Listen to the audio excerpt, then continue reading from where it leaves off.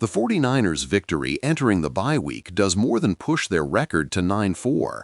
It recalibrates narratives, reestablishes identity, and raises a central question in a wide-open NFC.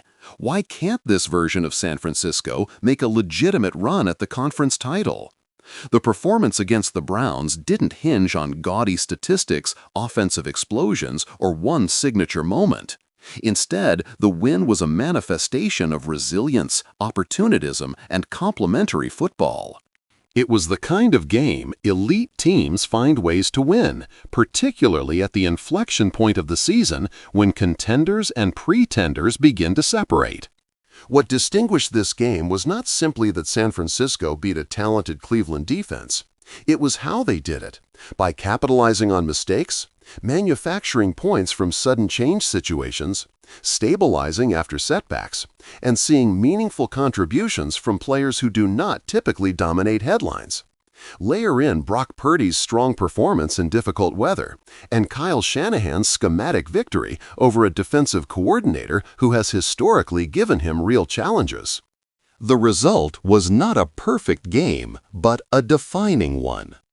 This breakdown examines the why behind the win, the opportunistic scoring sequences, the evolution of Brock Purdy under adverse conditions, Shanahan's adjustments against a schematic nemesis, the quiet emergence of depth contributors, and the broader implications for San Francisco's standing in the NFC. First, opportunistic. How the 49ers turned moments into momentum. One of the most striking characteristics of this victory was the 49ers' ability to convert isolated plays into compounding advantages. Throughout the game, San Francisco displayed a level of opportunism that often separates playoff teams from merely good ones. A central example was the sequence beginning with Sky Moore's significant return. Special teams has frequently been an underappreciated component of the 49ers' identity, overshadowed by their star-studded offense and high-powered defensive front. Yet Moore's return flipped field position, applied immediate pressure to Cleveland's defense, and placed San Francisco in scoring territory. One play later, Christian McCaffrey punched in a touchdown. Momentum didn't just shift, it accelerated. The same dynamic unfolded on the defensive side. A crucial defensive stop produced an immediate offensive response, as Brock Purdy delivered a touchdown drive. In high-level football, stacking responses in these moments is a key indicator of competitive maturity. It sends a message to opponents: any mistake, any lapse will be punished swiftly. The Browns' muffed punt was another high-leverage moment, and again the 49ers capitalized. Rather than settling for a field goal or playing conservatively, the offense struck aggressively, with Purdy hitting Jawan Jennings for a touchdown. Jennings' role in the offense has long been defined by toughness, third-down reliability, and physicality. Seeing him rewarded with a scoring opportunity in that context reflected both Shanahan's play-calling decisiveness and the offense's readiness to strike. These sequences may look small in isolation, but they create cumulative leverage. Field position begets points, defensive stops beget confidence, and sudden change opportunities beget momentum. This type of opportunistic execution is not random. It is the hallmark of cohesive teams that understand how to manage game flow. Second, Brock Purdy's evolution, a strong performance in a challenging environment. Perhaps the most consequential narrative shift centers on Brock Purdy. His talent has never been the debate. The question for critics has consistently centered on environmental variables. How does he perform under duress, in bad weather, or when deprived of clean pockets? Against the Browns, Purdy answered decisively.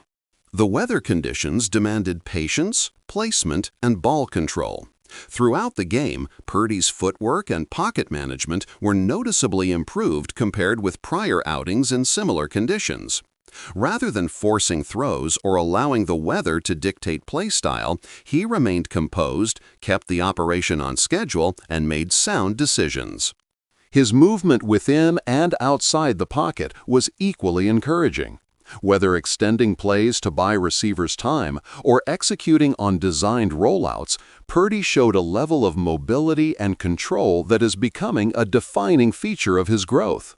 He didn't need a statistical explosion to validate his performance.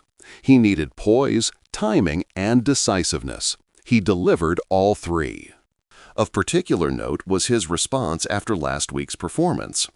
Quarterback development is never linear, and the ability to bounce back after a subpar outing is often a better indicator of long-term NFL success than statistical highs. Purdy demonstrated recalibration. He didn't chase plays, didn't look rushed, and didn't allow the previous game to influence his processing. This is the type of recalibrated performance elite teams need from their quarterback late in the season. Another underappreciated component of Purdy's performance was his protection. The offensive line gave up pressure, as expected, against a front anchored by Myles Garrett. But allowing just a single sack under those conditions qualifies as a win. The offensive line protected just enough, and Purdy compensated with movement and anticipation. In this league, surviving against elite edge pressure often is the victory. Third, Kyle Shanahan finally outmaneuvers Jim Schwartz. The strategic subplot to this game centered on Kyle Shanahan versus Jim Schwartz, a defensive coordinator whose system has caused Shanahan serious problems in past matchups. Schwartz's defensive philosophy, built on attacking fronts, disruptive edges, and disciplined spacing, often limits San Francisco's perimeter-based run schemes and constrains the offense's rhythm. This time, Shanahan adjusted. Instead of forcing the wide zone approach into a wall of penetration, he moved the pocket. Rollouts, half-boots, and shifting landmarks neutralized Cleveland's front and bought Purdy time. Shanahan also leaned into misdirection and quick game concepts, using defensive momentum against itself. This is a distinct evolution in Shanahan's situational game planning. He didn't chase the identity of the system, he adapted it. Too often, offensive play callers cling to the core principles of their scheme, even in unfavorable matchups. Shanahan demonstrated flexibility without abandoning structure. Movements, angles, and sequencing defined the attack, not stubborn ideology. The result, a tactical win over a coordinator whose defensive structure has previously forced the 49ers into uncomfortable games. This victory, for Shanahan, was as schematic as it was psychological. Fourth, overlooked performers who changed the game. Star players dominate broadcast graphics, highlight packages, and fan narratives. But championship-caliber teams rely heavily on depth pieces who produce in quieter, less visible ways. Against the Browns, multiple under-the-radar contributors elevated San Francisco's performance. Spencer Burford, stepping in at left guard, performed admirably under conditions designed to expose linemen. Interior defenders feasted across the league this season, and Cleveland's front is among the most disruptive. Yet Burford's footwork, leverage, and anchor held up well in key moments. His ability to absorb power and maintain positioning was noticeable throughout the game. For a team navigating injuries along the line, this kind of performance is invaluable. Along the defensive line, Keon White also flashed. His presence added rotational depth, providing energy and physicality on snaps that can be lost in the broader flow of the game.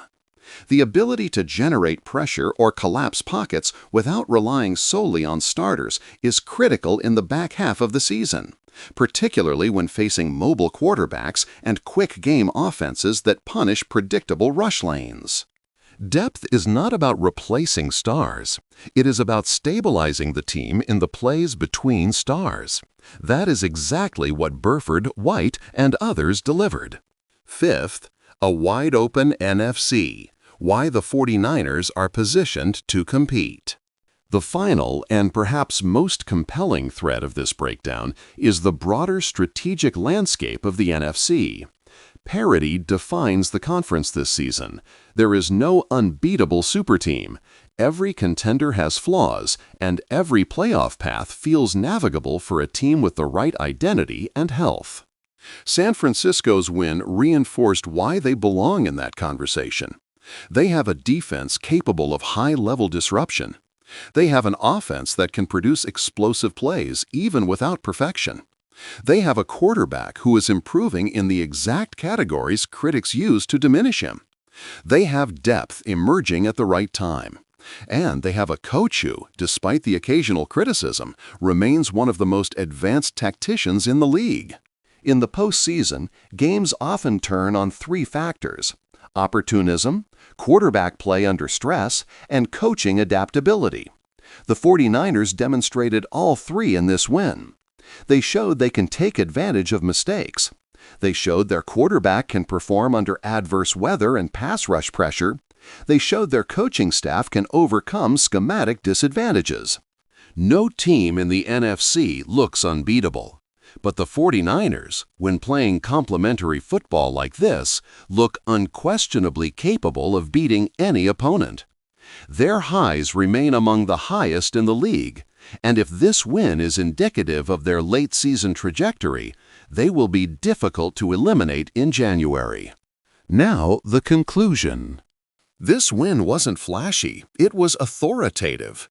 It wasn't about a single player carrying the team. It was about all three phases collaborating. It wasn't about luck. It was about execution, discipline, and adaptability. The 49ers didn't just beat the Browns. They responded to adversity, evolved strategically, capitalized on opportunity, and showcased growth across the roster. In a wide-open NFC, that combination is as dangerous as anything. If you're planning to turn this into a YouTube script, podcast monologue, Substack post, or video essay, I can reformat this into any structure you want.